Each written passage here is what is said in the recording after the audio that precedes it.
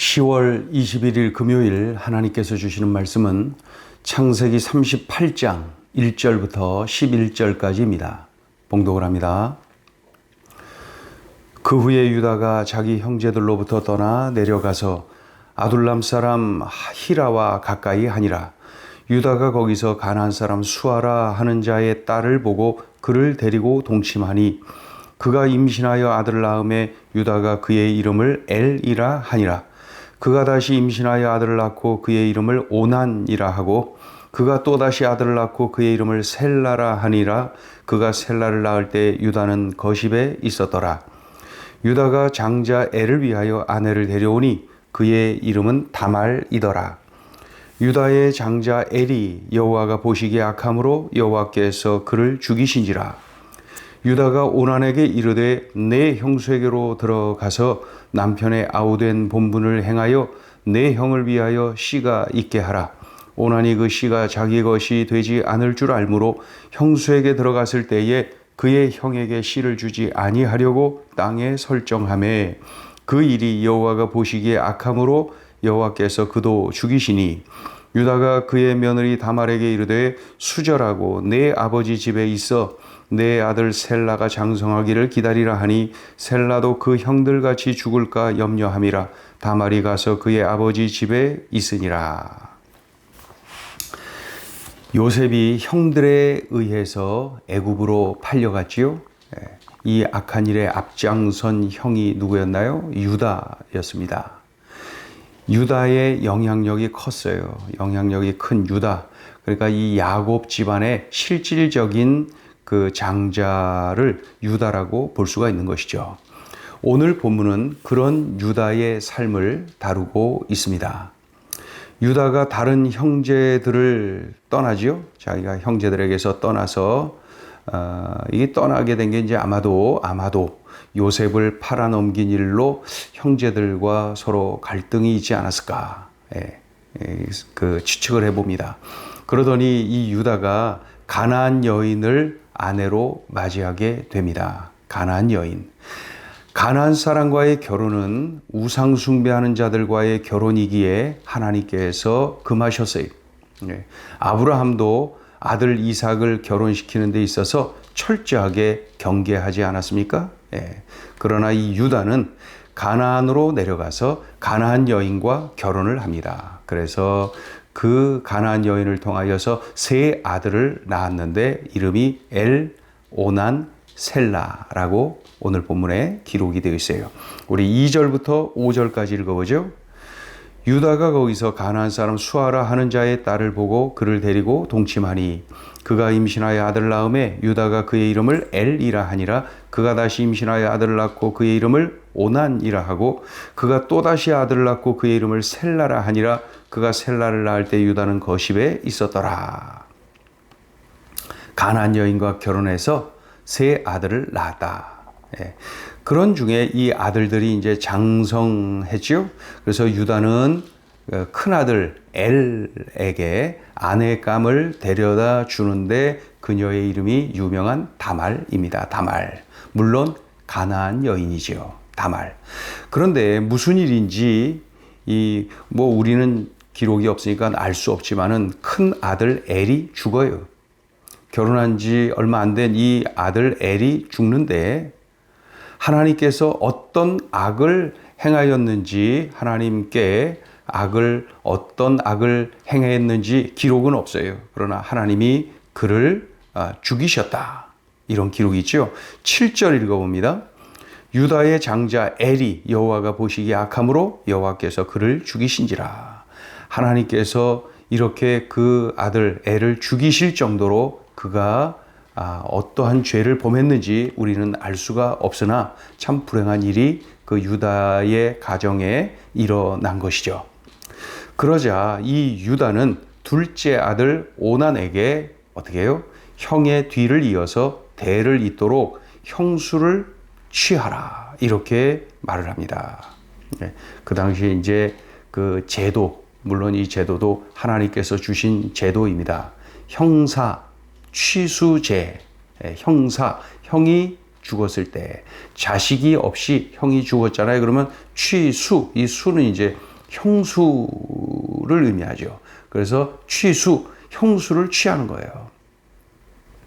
형사, 형이 죽었을 때, 자식 없이 죽었을 때, 아들 없이 죽었을 때 취수, 그 형수를 동생이, 바로 밑에 동생이 취하는 겁니다. 그래서 그 형제의 대를 잇는 것이다. 이게 형사 취수제, 하나님께서 주신 그러한 제도, 신명기에 기록이 되어 있지요. 그러나 둘째 아들 오난이 형수를 아내로 맞이하긴 했지만은 어떻게 해요? 자식을 낳는 일은 거부합니다. 형의 씨가 되기 때문에 자기의 것이 아니기 때문에 하면서 거부하죠. 하나님의 뜻을 거부하는 것입니다. 우리 8절 9절 읽어보죠. 유다가 오난에게 이르되 내 형수에게로 들어가서 남편의 아우된 본분을 다 행하여 내 형을 위하여 씨가 있게 하라.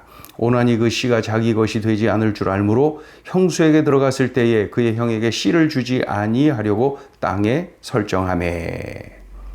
그런데 이런 둘째 아들 오난의 모습이 악하다라고 보신 하나님께서 그를 죽이셨어요. 10절을 읽어봅니다.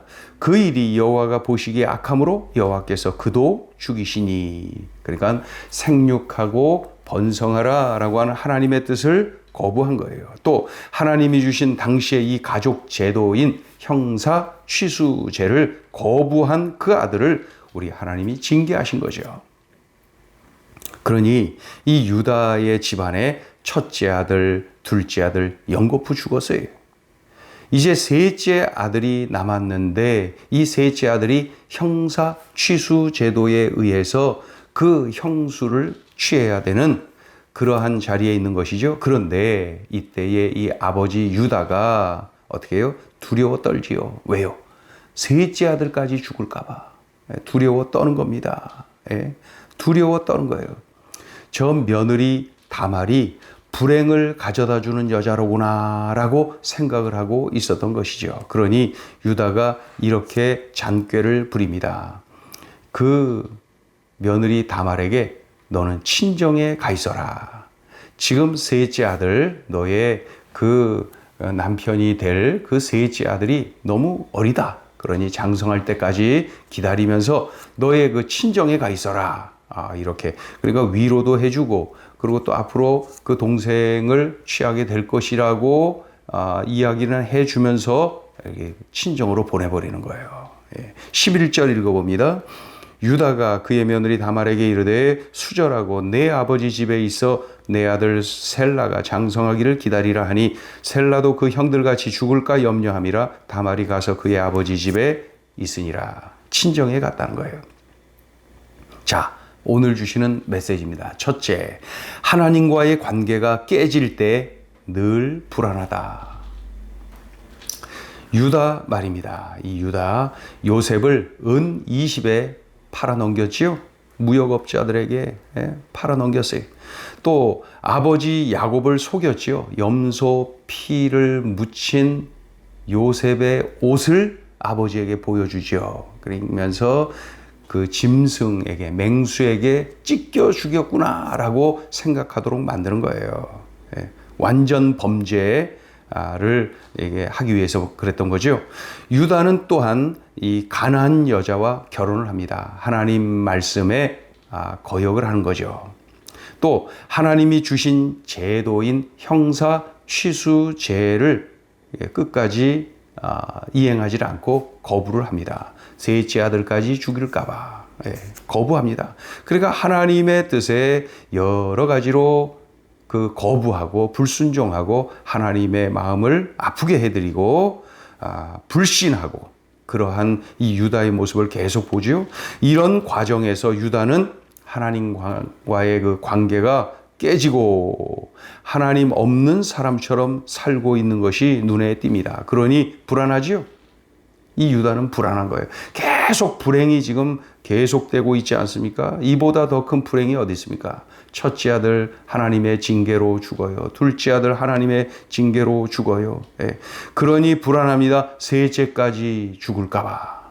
불안해요. 무서워요. 이런 과정에서 하나님을 찾았다, 하나님을 의지했다, 하나님께 소망을 두었다, 이런 기록이 전혀 없어요. 유다의 내면이 지금 안정적이지 못하지요. 유다가 지금 너무나도 불안해하고 있는 것이 눈에 띕니다. 그러니까 하나님과의 관계가 깨질 때 늘 불안하다. 왜 그래요? 하나님은 우리에게 평강을 주시기 때문에 그렇습니다. 하나님과의 관계가 깨질 때 나타나는 그 현상이 불안이에요. 불안. 반대로 동생 요셉을 생각해보세요. 비록 팔려서 애굽으로 갔지만 이 애굽에 팔려가서 환경이 너무나도 고통스럽고 그 힘겨운 상황 아닙니까? 마음인들 어땠겠습니까? 억울하게 말이죠. 이게 뭡니까? 그럼에도 불구하고 이 요셉은 평안합니다. 담대합니다. 염려하거나 두려워 떨지 않습니다. 왜 그래요? 늘 그는 하나님과의 관계가 좋았기 때문에 그렇습니다.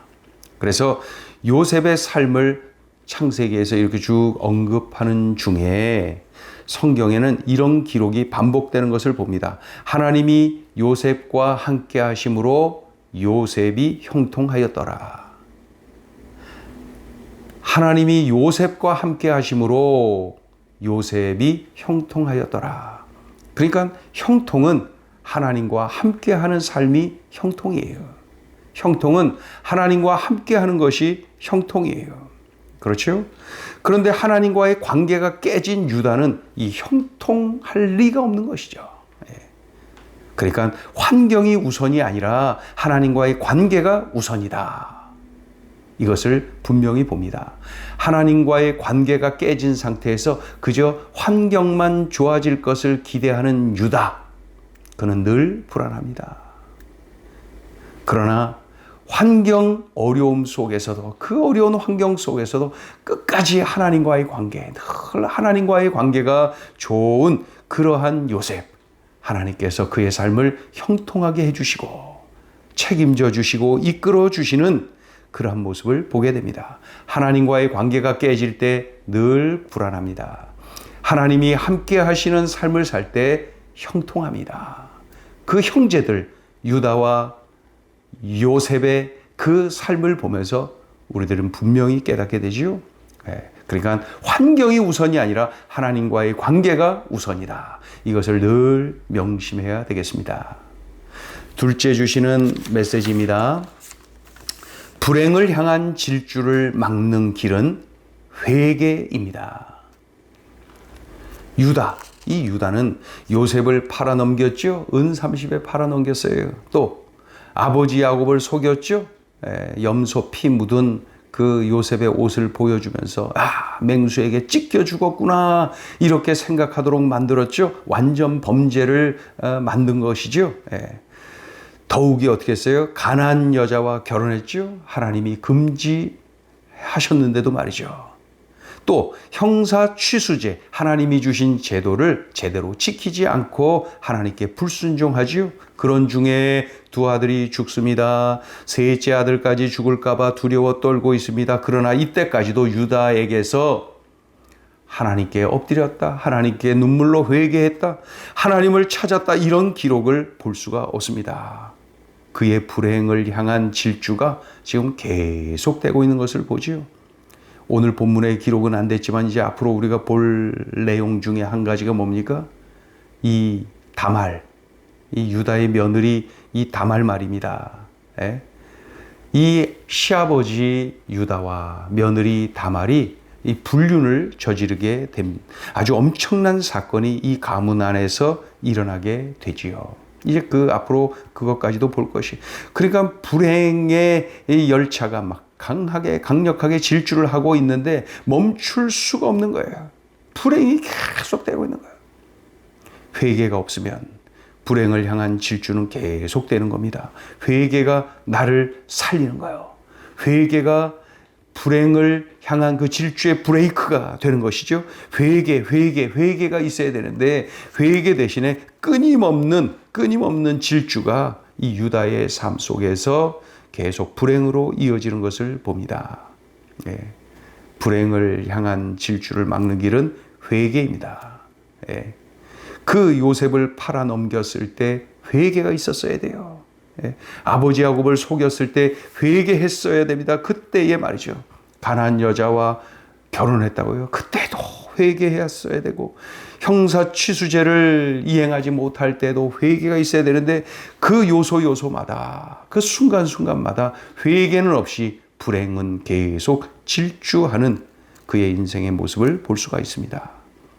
회개가 없으면 불행을 향한 질주는 계속된다. 회개가 나를 살리는 것입니다. 오늘 이 말씀을 꼭 적용하여서 내가 혹시 이러한 질주를 하고 있는 것은 아닌지, 하나님께서 이 시간에 깨닫게 하시는 그러한 내용이 있는지 하나님 앞에 엎드려 진정으로 회개해야 됩니다. 회개가 살립니다. 기도하죠. 하나님 아버지, 들려주신 말씀이 귀하고 귀합니다. 오늘 주신 말씀을 나의 삶에 적용하고 살아내고 그리하여서 하나님의 자녀답게 하나님이 복을 주시는 인생을 살게 하시고 하나님과 동행하는 형통의 삶을 살게 하시고 또 불행도 멈추고 하나님께서 책임져 주시는 복된 삶을 누리게 하여 주시옵소서. 예수님의 이름으로 기도 올리옵나이다. 아멘.